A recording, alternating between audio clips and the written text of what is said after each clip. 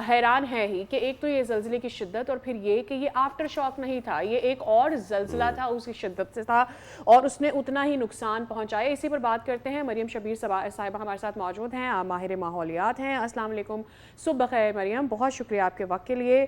मरियम, एक तो ऑब्वियसली ये बहुत ही अफसोसनाक हुआ। कल हमने इससे सीखा कि हमें कहीं ना कहीं ये लग रहा था कि शायद ये क्लाइमेट चेंज के कुछ इफेक्ट्स हो सकते हैं कि जो दो एक ही साथ जलजले आए हैं, बट टुडे हर कोई इस बारे में बात कर रहा है। कोई कह रहा है कि वेनेजुएला में ड्रिलिंग की जा रही है, कोई कोई और वजह कह रहा है, कोई कह रहा है ऑयल ड्रिलिंग इतनी शिद्दत से हो रही है वहाँ पर कि उसकी वजह से ये दूसरा वो जलजिला आया। But you being the expert in this field, I would like to know कि क्या ऐसी कोई वजह बन सकती है दो जलजिले एक साथ आने की? जी देखिए, अगर आप प्राइमरी कॉज देखें कि ज़लज़ला आने की क्या होती है, तो वो प्लेट टेक्टोनिक्स मूव करती हैं आपकी, यस। ज़मीन के नीचे होती हैं, ओशन के नीचे भी होती हैं। और अगर आप देखें कि जो पैसिफिक ओशन के इर्द गिर्द जो जो इलाके आपके आते हैं, जिसको समझे कि जो हॉर्स शू शेप जिसको कहते हैं, या ring of fire ring of भी फायर। नॉर्मली कहा जाता है, तो जी। उसके ऊपर आपका कैलिफोर्निया यूएस का इलाका आता है, वेनेजुएला आता है, आपका फिलीपींस है, जापान भी जापान आता है। है। हम्म। पाँच पाँच छः जगह जो है वो आती हैं आपकी। तो वो उसके नीचे प्लेट टेक्टोनिक्स काफ़ी ज़्यादा होती हैं, तो उसमें जो सिस्मिक एक्टिविटी होती है उसकी वजह से आपका ज़लज़ला जो है वो काफ़ी ज़्यादा आता होता है। जहाँ तक बात ये है कि क्या क्लाइमेट चेंज इसकी वजह हो सकता है या नहीं हो सकता है, तो अभी तक जो रिसर्च स्टडीज़ हैं उसमें कोई डायरेक्ट या स्ट्रॉन्ग लिंक नहीं है कि जिसकी वजह से क्लाइमेट चेंज की वजह से ज़लज़ला हैं। अलबत्ता जो ज़लज़ला आता है या जो सुनामीज़ आती हैं ओशन के नीचे प्लेट टेक्टोनिक्स की मूवमेंट की वजह से आपका क्लाइमेट चेंज पे इम्पैक्ट आ सकता है। लेकिन इनडायरेक्ट लिंकेजेस कुछ बनते हैं कुछ जगहों पर, और वो स्पेसिफिक जगह, मिसाल के तौर पर जब ग्लेशियर्स तेजी के साथ मेल्ट होते हैं, तो जो आपके प्लेट टेक्टोनिक्स अगर नीचे हों, मिसाल के तौर पर कनाडा जैसे इलाकों में, तो वहां पर आपका प्रेशर जब कम होता है जमीन के ऊपर, तो प्लेट टेक्टोनिक्स जो है वो आपकी मूव कर सकते हैं। इसी तरह कुछ एक्टिविटीज जैसे रेजरवायर्स की बिल्डिंग या ऑयल की ड्रिलिंग जैसे आप कह रही हैं, तो हम्म। उससे भी आपके जो है वो कुछ जो है वो सिस्मिक एक्टिविटी जो है वो हो सकती है, क्योंकि प्रेशर आपका जो है वो कम होता है। लेकिन डायरेक्ट लिंक क्लाइमेट चेंज का जो है वो इसके साथ अर्थक्वेक के नहीं है। साथ नहीं है। ओके। मरियम, जैसे कि हम तज़किरा कर रहे थे साइज़मिक इवेंट्स का, और वेनेजुएला को देखा जाए, Venezuela directly doesn't sits on any tectonic plate, but it is surrounded by three, जिसमें बोकोनो फॉल्ट लाइन भी है, जिसमें पेलाराल फॉल्ट लाइन भी है, और सेंट सेबेस्टियन फॉल्ट लाइन भी है। माय क्वेश्चन इज़, क्या दुनिया इतनी तरक्की कर चुकी है, क्या दुनिया ने इतनी तरक्की की है कि इन साइज़मिक इवेंट्स को प्रोडिक्ट कुछ कर सके। पहले ट्रैक, ट्रेस या प्रीएम्प्ट कर सके, और फिर उस हिसाब से लोगों की जानें महफूज हो सकें? I wonder if, again it's सुनी सुनाई कहानी, बट जापान ने शायद कोई नेचुरल तरीका इख्तियार किया है। They keep some birds and all in some underground place, और जब वो शोर मचाने लगते हैं तो शायद उनको अंदाज़ा होता है कि कोई इवेंट आने वाला है। इन्होंने सुनामी के बाद ये डेवलप किया था। तो क्या हमने कोई इस तरह की चीज़, या फिर कोई साइंटिफिक चीज़ अब तक दुनिया ने बनाई है, डिस्कवर की है, कि जिससे हम इसको रोक तो नहीं सकते, लेकिन कम से कम इसको प्रीएम्प्ट करके इससे जानें बचाई जा सकती हैं? जी देखिए, जापान में चूंकि सबसे ज़्यादा ज़लज़ले आते हैं, तो जो अर्थक्वेक का अर्ली वार्निंग सिस्टम जिसको हम बोलते हैं, वो शुरू की जो एक्टिविटी कुछ होती है चंद सेकंड की, ज़लज़ला आने लगता है जैसे ही समझे, तो वो सिग्नल जो है वो आपको टेक्नोलॉजी के थ्रू ट्रांसमिट ज़रूर होते हैं कि ज़लज़ला आ सकता है, तो जल्दी से कोई इक़दाम करें। लेकिन ऐसा कोई मैकेनिज्म नहीं है जिसकी वजह से, मिसाल के तौर पर मौसमियाती तब्दीली का जैसे अर्ली वार्निंग सिस्टम होता है, जिसमें आप पहले से प्रिडिक्ट कर सकते हैं, फोरकास्ट कर सकते हैं कि ज़लज़ला आएगा यहाँ पर या इतने टाइम के बाद आएगा। इस तरह का मैकेनिज्म जो है वो अभी तक डेवलप नहीं हुआ। तो बहुत कम टाइम ऐसा आपको मिलता है जिसमें आप मूव आउट कर सकते हैं कि इस तरह का है। लेकिन नेचर बेस्ड जैसे कि चीज़ें, आप ये देखेंगे जब ज़लज़ला आने वाला होता है, आपने कभी ऑब्जर्व किया हो, अनफॉर्चुनेटली ये जो ज़लज़ले आए हैं, दैट रिमाइंडेड, जो पाकिस्तान में बहुत ही बुरा ज़लज़ला हमारा आया था, कश्मीर में। जी। We were back then going to schools. तो 2005। उस वक्त भी जो है वो आप देखें कि जो आपके जानवर आपके इर्द गिर्द होते हैं या पेट्स होते हैं आपके, जो बेजुबान जानवर होते हैं, वो फौरन से बोलना शुरू कर देते हैं आपके। तो अजीब सी आवाज़ें निकालते हैं, तो आपको महसूस होता है अल्लाह ताला की तरफ से शायद उनको ये, उनमें ये एबिलिटी होती है कि कोई खतरा जब आने वाला होता है नेचर में, तो वो उसको सेंस कर लेते हैं। तो यही सिस्टम जो है वो दुनिया के कुछ जगहों पे हो रहा है, लेकिन जापान में खास तौर पे कुछ टेक्नोलॉजी है जो कुछ सेकंड पहले आपकी जो है वो फोरकास्ट कर सकती है, जिसकी बेस पर, और साथ ही साथ आप ये देखें कि प्लेट टेक्टोनिक्स जिन इलाकों में होती हैं उनमें आप फिर इंफ्रास्ट्रक्चर भी इस किस्म का मजबूत बनाते हैं, इंजीनियरिंग स्ट्रक्चर्स इस तरह वो के मैं रखते नेक्स्ट हैं जिसकी क्वेश्चन वजह एक्चुअली। से आप जो है वो कम अज कम, आप जलजलों को तो नहीं बचा सकते आने से, लेकिन एटलीस्ट आप जानी नुकसानात को जो है वो कम कर सकते हैं वक्त के साथ साथ। और जापान ने इस पर काफी हद तक काम किया है, बट स्टिल जापान चूंकि वो रिंग ऑफ फायर के ऊपर रीजन में आता है, फिर भी वहां पे काफी जलजले आपको देखने को मिलते हैं। Right. Mariam, if you could tell us, जैसे जापान के अब जिक्र हो रहा है और हम एनिमल्स की सेंसेस को यूज़ करने की बात कर रहे हैं, डू यू थिंक एनिमल्स उन माइनर वाइब्रेशंस को असेस कर पाते हैं जो शायद हम नहीं महसूस कर पाते? That could be one of the reasons. What could be the possible reasons behind it? And besides, एक आपको याद होगा जैसे हमारा क्वेटा है या अपर एरियाज़ है, वहाँ पर डिस्करेज किया जाता है कि आप हाई राइज बिल्डिंग्स और इस तरह की चीज़ें ना करें, बट बाकी तरक्याती मुल्क, जापान जैसे मुल्क हैं, वेनेजुएला है, नॉट आई मे से वेरी डेवलप, बट वहाँ पर भी हाई राइज बिल्डिंग्स वगैरह एंड ऑल दैट की रहती हैं। एक सेंस बिल्ड होती है कि शायद जब आपकी बैलेंस डिस्टर्ब किया जाता है उन एरियाज़ का जहाँ पर ऑलरेडी टेक्टोनिक प्लेट्स हैं, तो ये मज़ीद तबाही को लेकर आ सकती हैं। ये मिथ है या इसके पीछे कोई सच्चाई है? नहीं जी, एब्सोल्युटली। आप ये देखें कि एक ज़मीन की तह के अंदर, क्रस्ट के अंदर या ओशंस के नीचे, कंस्ट्रक्शन चूंकि ज़मीन के ऊपर ही होती है, ओशंस के ऊपर तो नहीं उस तरह से होती, लेकिन आप ये देखें कि प्लेट टेक्टोनिक्स जब ज़मीन की क्रस्ट के अंदर हैं, यानी कि ज़मीन की तह के अंदर हैं, तो उसके ऊपर आप बिल्डिंग्स बना रहे हैं, इनके प्रेशर मजीद बिल्ड कर रहे हैं, ड्रिलिंग कर रहे हैं, या आप रिजर्वायर्स बनाने की कोशिश कर रहे हैं, तो उसकी वजह से फिर होता ये है कि आपके जो प्रेशर्स जो हैं वो बिल्ड होते हैं, जिसकी वजह से आपके जल्दी जो है वो जलजले आने के जो है वो लिंकेजेस बन सकते हैं। तो ये इनडायरेक्ट कॉज होती है आपकी जलजला आने की, लेकिन नेचुरल जो एक कॉज, जैसा कि मैंने आपको कहा कि प्लेट टेक्टोनिक्स आपकी मूव करती हैं वक्त के साथ साथ, टेम्परेचर चेंजेस की वजह से भी करती हैं, कुछ इलाकों में ड्राउट लाइक कंडीशंस जो होती हैं, तो प्रेशर थोड़ा सा रिलीज होता है, तो उस प्रेशर के खासतौर पर जहाँ पे वॉल्केनिक एक्टिविटीज, अगर मैं आपको प्रिसाइजली बताऊं, होती हैं, तो वहां पर जो प्रेशर्स आपके बिल्ड होते हैं वो भी दैट लीड्स टू अर्थक्वेक, जिसकी वजह से आपकी जमीन शेक करती है या आपके ओशंस शेक करते हैं।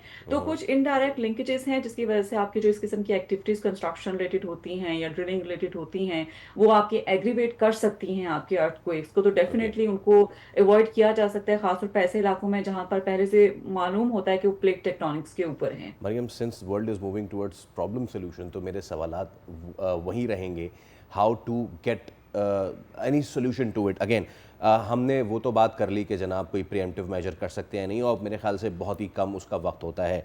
मरियम, क्या जो एक डेकेड का या सेंचुरीज ओल्ड पैटर्न रहता है किसी रीजन में इन जलजलों के आने का, क्या वो हमारी मदद कर सकता है इनको प्रीएम्प्ट करने में? हम यहाँ कराची में बैठे हैं और शादिया ने जो भी सवाल किया था ड्रिलिंग एंड ऑल, उससे मुझे याद आया गालिबन 6 महीने पहले ये जो मलीर और करंगी वाली साइड पे, आपको याद होगा, क्योंकि वहाँ पे इतनी ड्रिलिंग और कंस्ट्रक्शन हो रही थी, तो वहाँ पे जलजले आना शुरू हो गए थे, जिसको मीडिया ने रिपोर्ट भी किया था।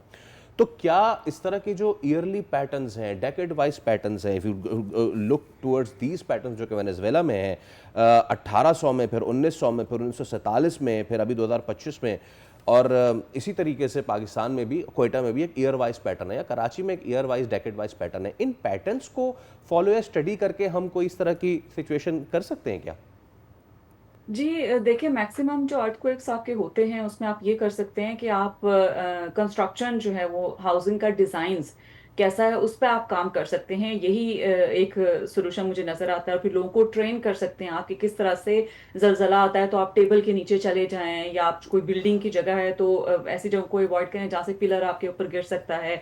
इस पर काफ़ी सारे एडवाइसेज जो हैं और जो रिएक्शंस किस तरह से आपको देने चाहिए, वो जापान जैसे ममालिक या जहाँ पर ज़्यादा जलजले आते हैं, अथॉरिटीज़ इस किस्म की जो है वो इश्यूज़ करती हैं। लेकिन अनफॉर्चुनेटली, जैसा कि मैंने कहा कि ये प्लेट टेक्टोनिक्स मूवमेंट की वजह से होता है, तो आप ज़्यादातर जो है वो चीज़ें आपके हाथ में होती नहीं हैं। लेकिन इस पे ये भी डिपेंड करता है कि आपका नुकसान जो है वो कितना होगा, कि ज़रूरी नहीं है कि जिस इलाके में आपका ज़लज़ला आ रहा है वो वहाँ से ओरिजिनेट भी हुआ हो।